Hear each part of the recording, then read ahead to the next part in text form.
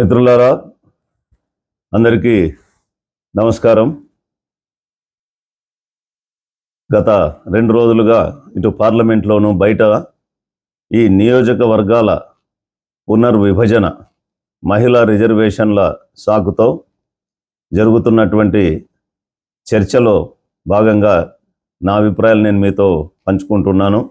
మిత్రులారా, మహిళా రిజర్వేషన్ల కింద అది సాకుగా పెట్టుకొని నియోజకవర్గాల పునర్విభజన చేయడం వల్ల సరైనటువంటి ప్రాతినిధ్యం, అదేవిధంగా ప్రజాస్వామ్య అసమతుల్యత ప్రమాదం, మరి ప్రజాస్వామ్య భవిష్యత్తు, ఇవన్నీ కూడా మరి మనం గురించి మాట్లాడుతూ ఉన్నాను.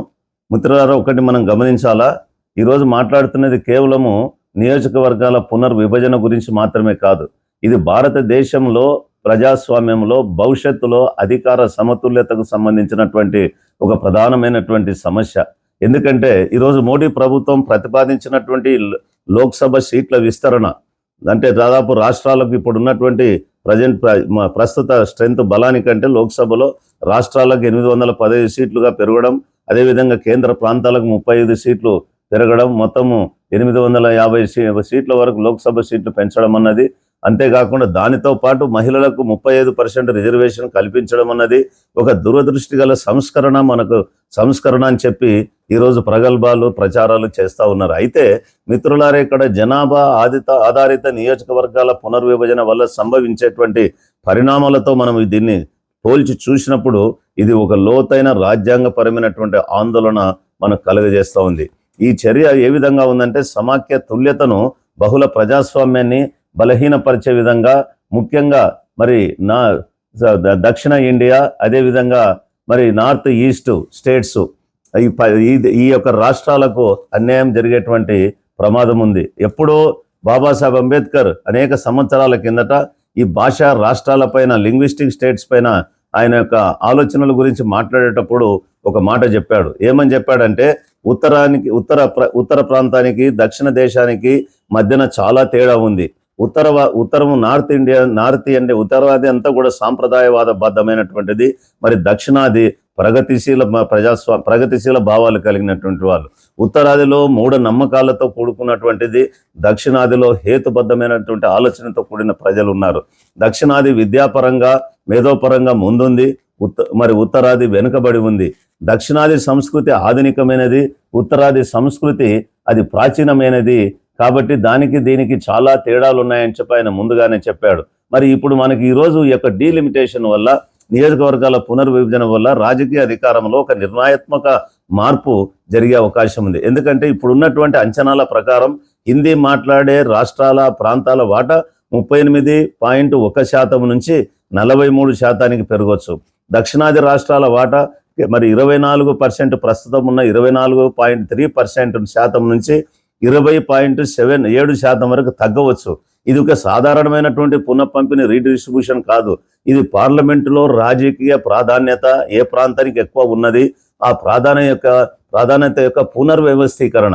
కాలక్రమేణా ఇటువంటి మార్పు కొన్ని ప్రాంతాల యొక్క ఈ బార్గెనింగ్ పవర్ను, సదరన్ స్టేట్స్కు ఉన్నటువంటి ప్రాతినిధ్యం తగ్గడం ద్వారా వారి యొక్క బార్గెనింగ్ పవర్, బేరసారాల శక్తి తగ్గించగలదు. అంతేకాకుండా జాతీయ విధానాల ప్రాధాన్యతలను కూడా ప్రభావితం చేయగలదు. మరి అటువంటిప్పుడు మరియు భారతదేశ సమాఖ్య నిర్మాణంలో అంతర్లీనంగా ఉన్నటువంటి ఈ యొక్క ఫెడరలిజం, ఈ యొక్క చెక్స్ అండ్ బ్యాలెన్సెస్ వీటిని మార్చగలదు. మరి ప్రాతినిధ్యం వైపు నుండి ఒక ప్రాంతం యొక్క ఆధిపత్యం వైపు మరి పోవడం అనేది అది ఒక రాజ్యాంగపరమైన ఆందోళన కలిగిస్తామని చెప్పి ఈ సందర్భంగా మనవి చేస్తా ఉన్నా. రాజ్యాంగము ఒక సమాఖ్య చట్టంలో ప్రాతినిధ్య ప్రజాస్వామ్యాన్ని ఏర్పాటు చేసింది. అంతేగాని కేవలము సంఖ్యాపరమైనటువంటి కేంద్రీకరణ, మరి అదేవిధంగా ఒక వేవ్తో పోవాలి, ఒక ఐడియాలజీతో పోవాలని నిర్దేశించే వ్యవస్థను కాదు. ఒక రాష్ట్రాల సమూహం నిరంతరం అసమానమైనటువంటి, అంటే ఒక ప్రాంతం పార్లమెంటులో అసమానమైనటువంటి బలాన్ని పొందితే మరి అది చాలా అనేకమైనటువంటి పరిణామాలకు దారితీసే అవకాశం ఉంది. పరిమిత ప్రాంతీయ చర్చలతో కేంద్రీకృత నిర్ణయాలు తీసుకోవడం, జాతీయ చట్టాలను ప్రభావితం చేసేటువంటి మరి కొన్ని రాష్ట్రాల యొక్క సామర్థ్యం, అంటే ఇప్పుడు సదరన్ స్టేట్స్ కానీ, నార్త్ ఈస్ట్ ఈశాన్య రాష్ట్రాలకు కానీ వారి యొక్క ప్రాతినిధ్యం తగ్గడం వల్ల వారి యొక్క వాయిస్ కూడా తగ్గిపోతుంది. అంతేకాకుండా ఏకాభిప్రాయంతో ప్రజాస్వామ్య పరిపాలన జరగాల్సినటువంటి పాలనకు బదులుగా ఒక మెజారిటేరియన్ టెండెన్సీ, మేము చెప్పిందే జరగాలి అనేటువంటి ఆ యొక్క విధానపరమైనటువంటి రూపకల్పన వైపు ఇది మొగ్గు చూపేటువంటి ప్రమాదం ఉంది. ఇది ఒక అమూర్తమైనటువంటి మామూలు భయం కాదు మిత్రులారా. ఇది అనియంత్రిత జనాభా ఆధారిత పునఃపంపిణీలో అంతర్లీనంగా ఉన్నటువంటి ఒక నిర్మాణాత్మకమైనటువంటి ప్రమాదం. మరి అంతేకాకుండా ఇది మన యొక్క భారతదేశపు సమాఖ్య స్ఫూర్తిని, ఆ హామీని ఉల్లంఘించినట్లు అవుతా ఉంది. ఎందుకంటే ఇప్పుడు కొన్ని రాష్ట్రాలు ప్రగతిశీల భావాలతో జనాభా నియంత్రణ చేసి జనాభాను తగ్గించుకోవడం ద్వారా, కంట్రోల్ చేయడం ద్వారా వారి యొక్క జనాభాను కట్టడి చేశారు. మరి అభివృద్ధి సాధించడం జరుగుతుంది, ముఖ్యంగా దక్షిణాది ప్రాంతాలలో. మరి 42వ రాజ్యాంగ సవరణ 1976లో చేసింది. అదేవిధంగా 2001లో చేసినటువంటి 84వ రాజ్యాంగ సవరణ ద్వారా కూడా భారతదేశం ఒక స్పష్టమైనటువంటి నిర్ణయం తీసుకున్నది. ఏమని తీసుకున్నదంటే, జనాభా పెరుగుదలను నియంత్రించేటువంటి రాష్ట్రాలు తమ ప్రాతినిధ్యాన్ని ఎట్టి పరిస్థితుల్లో తగ్గకూడదు, కోల్పోకూడదు. మరి ఇప్పుడు కఠినమైనటువంటి జనాభా ఆధారిత నియోజకవర్గాల పునర్విభజనకు మారడం అనేది పరిపాలన విజయాన్ని మరి ఒక రకంగా వారు గొప్పగా అభివృద్ధిని సాధించినందుకు వారికి శిక్ష వేసినట్లు అవుతా ఉంది. అది ఆ రాజ్యాంగ హామీని ఈరోజు బలహీనపరిచినట్లు అవుతా ఉంది. మరి ప్రోగ్రెసివ్ స్టేట్స్కి ఇబ్బంది కలుగుతా ఉంది. మరి మహిళా రిజర్వేషన్, నిజమే మహిళా రిజర్వేషన్ ప్రగతిశీలమైనది, అది కంపల్సరిగా ఒక కీలకమైనటువంటి సంస్కరణ, దాంట్లో ఎవరికి డౌట్ లేదు, తప్పనిసరిగా వారికి ప్రాతినిధ్యం ఇవ్వాల్సిందే. అయితే ఈ మహిళా రిజర్వేషన్ అనేది ఈ యొక్క నియోజకవర్గాల పునర్విభజనతో దాన్ని డీలింక్ చేయాలి, దాని నుండి సపరేట్ చేసి అది ఇమ్మీడియట్గా తీసుకోవాల్సిన అవసరం ఉంది. కానీ నియోజకవర్గాల పునర్విభజనతో ముడిపెట్టడం అనేది అది ఆందోళనకరమైనటువంటి విషయం. ఎందుకంటే ఇది ఆ విధంగా చేయడం ద్వారా ఒక పక్క రిజర్వేషన్లు మహిళలకు ఇస్తున్నామంటూనే మరొక పక్క ఈ డీలిమిటేషన్ కంప్లీట్ అయ్యేంత వరకు అమలును ఆలస్యం చేస్తుంది. కాబట్టి ఒక సామాజిక న్యాయ చర్యను, ఒక సోషల్ జస్టిస్ రూపమైనటువంటి ఈ యొక్క ఉమెన్ రిజర్వేషన్ను రాజకీయంగా కొంచెం సెన్సిటివ్ అయినటువంటి, సున్నితమైనటువంటి ఈ యొక్క నియోజకవర్గాల పునర్నిర్మాణ ప్రక్రియతో ముడిపెట్టడం అన్నది అది సరైనది కాదు. దాని ప్రభుత్వం కానీ అదేవిధంగా పార్లమెంటు కానీ వెంటనే పునఃపరిశీలించాల్సిన అవసరం ఉంది. అంతేకాకుండా మిత్రులారా, ఇది కేవలం ఒక సీట్లకు సంబంధించినది కాదు. కాలక్రమేణా నిరంతరంగా నిర్మాత్మక మార్పులు దేనికి దారితీస్తాయనేది అసలు విషయం. తీవ్రంగా ప్రజాస్వామ్యం ప్రమాదంలో పడుతుంది. ఎన్నికల ప్రాతినిధ్యం తీవ్రంగా వక్రీకరించబడితే, అంటే కొన్ని రాష్ట్రాలకు ప్రాతినిధ్యం ఎక్కువ ఉండి ఈ పార్లమెంటు ఫలితాలు ఎలక్షన్లో ఏదైతే మరి ఒక ప్రాంతానికి ఎక్కువ సీట్లు ఉండడం వల్ల ఆ విధంగా వచ్చిందంటే సమాఖ్య యొక్క ఏకాభిప్రాయం అనేది దెబ్బతింటుంది. ఆ విధంగా కాకుండా ఈరోజు ప్రజాస్వామ్యం అంటేనే కన్సెన్సస్, ఒక ఏకాభిప్రాయంతో పాలన జరగాల, చర్చల ద్వారా జరగాల. కానీ ఇప్పుడు ఈ తర్వాత ఇది జరిగితే సంఖ్యాపరమైన ఆధిపత్యం ఏ ప్రాంతానికి ఉంటుందో ఆ ప్రాంతం యొక్క మరి ఆధిపత్యమే అక్కడ కనపడుతుంది తప్ప మిగతా రాష్ట్రాల యొక్క వాయిస్, గొంతు అక్కడ వినపడదన్నటువంటి విషయాన్ని గమనించాలా. అంతేకాకుండా ఎందుకంటే పాలసీ డెసిషన్స్, నిర్ణయాలు తీసుకునేటువంటి ఆ ప్రక్రియలో పార్లమెంటే మనకు అంతిమ శాసనకర్త కాబట్టి పార్లమెంట్లో తీసుకునే నిర్ణయ ప్రక్రియలో ఈ విభిన్న భాష, సాంస్కృతిక, ప్రాంతీయ స్వరాలకు, అంటే అక్కడ చెప్పే వారి గొంతుకు అక్కడ స్థానం తగ్గిపోవచ్చు. మరియు బహుళత్వ ప్రజాస్వామ్యంలో అంతర్లీనంగా ఉండేటువంటి అధికారాల నియంత్రణ, అంటే ఒకటి పక్క చెక్స్ అండ్ బ్యాలెన్సెస్, ఈ సమతుల్యత, బ్యాలెన్స్ ఇవన్నీ కూడా బలహీనపడతాయి. అటువంటి పరిస్థితుల్లో పాలన స్వరూపమే క్రమంగా మారవచ్చు. ఈరోజు ఒక ప్రజాస్వామిక ఏకాభిప్రాయంతో, ఒక సమాఖ్యవాదం నుండి, ప్రజాస్వామ్య విధానం నుండి కేంద్రీకృత ఒక మెజారిటేరియన్ టెండెన్సీ, ఒక మెజారిటేరియన్ పద్ధతిలోకి, అంటే ఒక నిరంకుశ పద్ధతిలోకి ఈ పాలన కొనసాగించే వైపు ఆ ప్రమాదం ఉందని చెప్పి మనం గమనించాలి. కాబట్టి ఈ రాజ్యాంగ వ్యవస్థను పరిరక్షించాలంటే, సమాఖ్య వ్యవస్థను పరిరక్షించాలంటే, అన్ని ప్రాంతాలకు న్యాయం జరగాలంటే ఇప్పుడు జరుగుతున్నటువంటి అటువంటి పర్యవస్థను నివారించడానికి దేశం ఒక నిర్ధారణ తీసుకోవాలా. ఏం చేయాలా? సమతుల్య ప్రాతినిధ్య ప్రమాణాలను పాటించాలా. జనాభాను వీటితో సమతుల్యం చేయాలా. సమాఖ్య సమానత్వం, అన్ని రాష్ట్రాలకు సరైన ప్రాతినిధ్యం, అభివృద్ధి ఫలితాలు మరియు భౌగోళిక అంశాలు, వీటన్నిటిని పరిగణలోకి తీసుకోవాలా డీలిమిటేషన్ అంటే. అంతేకాకుండా ఈ జనాభా నియంత్రణ సాధించినటువంటి రాష్ట్రాలకు సపరేట్గా వాటికి ప్రొటెక్షన్, రక్షణ ఉండాలా. ఈ ప్రగతిశీల రాష్ట్రాలు అంటే ప్రోగ్రెసివ్ స్టేట్స్, బాగా అభివృద్ధి సాధించినటువంటి వీటికి అవి ఎట్టి పరిస్థితుల్లోనూ నష్టపోకుండా చూడాల్సిన బాధ్యత ఉంది. మూడవది పారదర్శకత మరియు తటస్థ డీలిమిటేషన్.